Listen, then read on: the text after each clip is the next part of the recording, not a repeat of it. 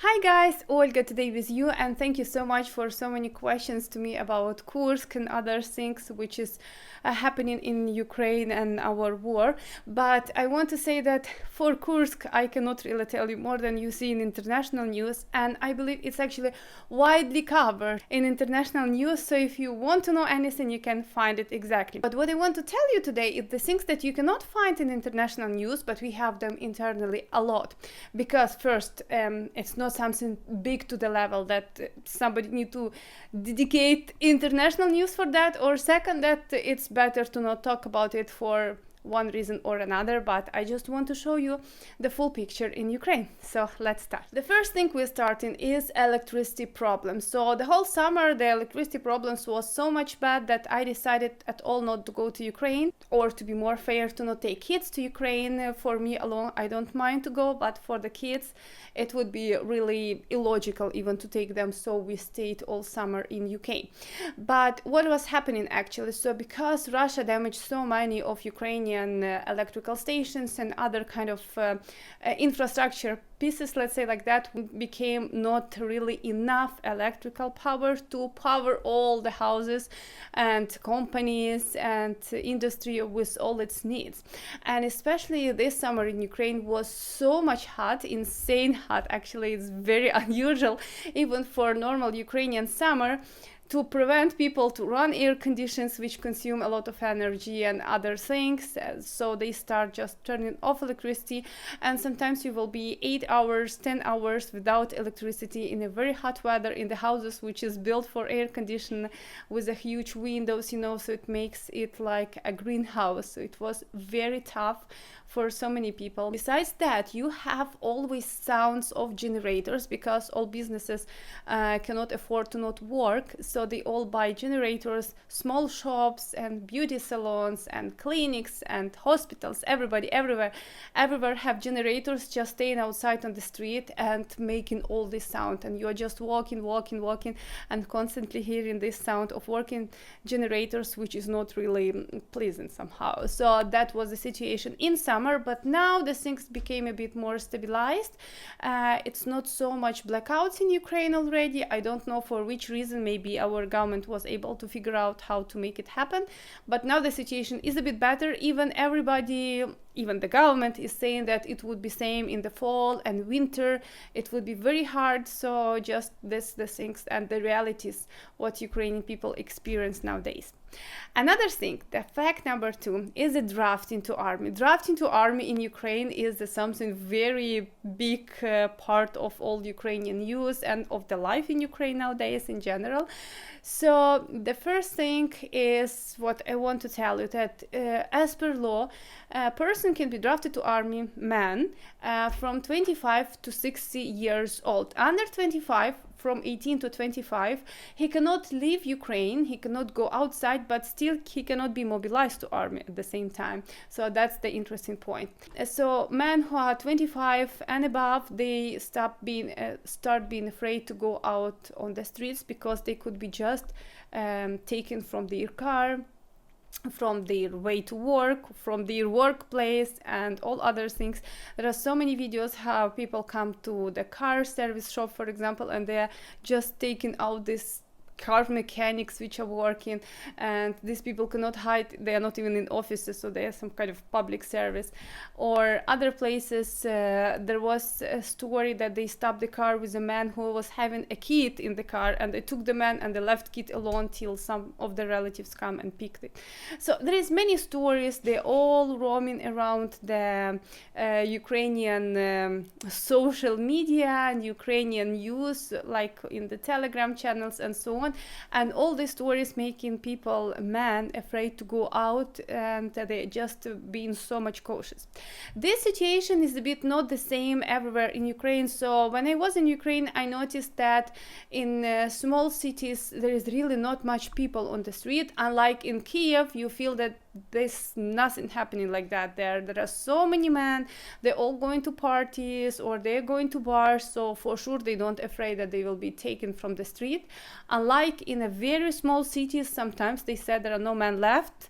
The one who can be drafted, they already drafted, and there is mostly women remain in the villages or in a very small city. So this things is happening in Ukraine.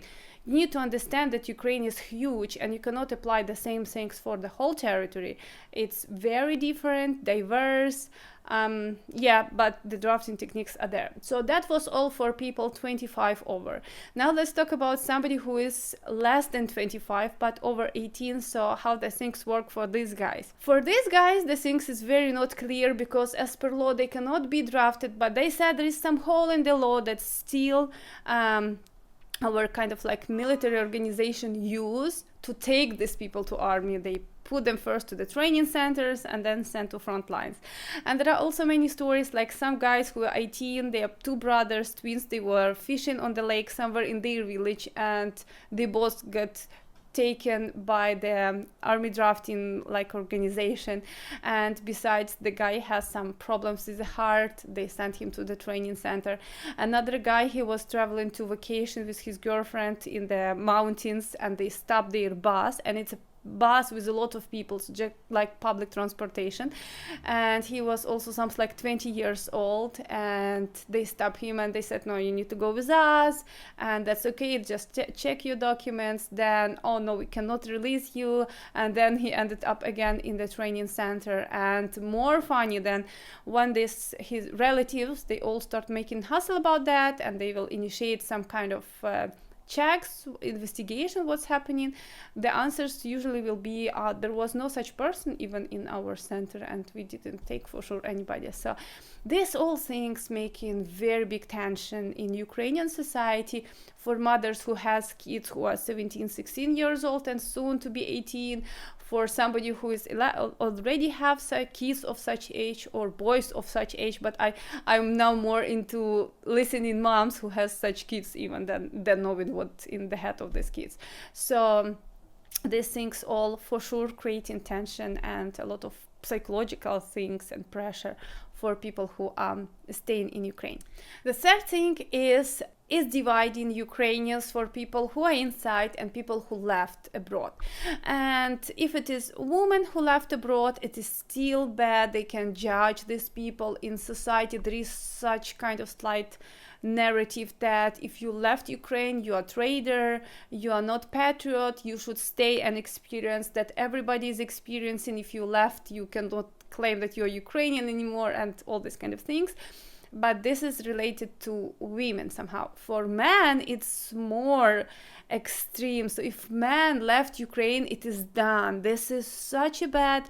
And I can understand from one thing, because there is a lot of women, for example, even abroad, who has their husbands died in Ukraine in the war, or they are fighting now. And once they see somebody else coming with his family abroad, and he is very happy that he left Ukraine for a reason or another, this for sure looks, these women, I'm sure they feel very bad, because why they are not the one who is sitting with their husbands and somebody else. And there is always such conflicts, and they started from the beginning and they are continuing. And if any public person, like, I'm not talking about some politicians, but let's just go to bloggers, I'm not talking about myself, because Ukrainians don't know me so much, my blog was always for foreign audience. But if there is somebody who has large Ukrainian audience and he will live outside, this would be so much big media campaign, how he's a traitor, he left Ukraine, he should stay here, and even if it is for vacation, and they catch him, and it would be very bad things happening and discussions. And sometimes it forces some people just to stay abroad and to not return because they're afraid of some kind of, people always write some bad things to their direct messages, you know, and you don't know are they serious or it's just something funny. And we already have the history of so many bloggers or singers or other guys who left temporarily, but because of all these threats, they just remain outside. So I don't know, is it for better or for good? For me, thanks God, nobody is talking like that. But as I said, I'm not so much known for Ukrainians, I'm more for foreigners, so they're not bothering me much. But even you can sometimes find under my videos also same threats and questions why you're not fighting on the front lines, why you're sitting abroad, and all so on.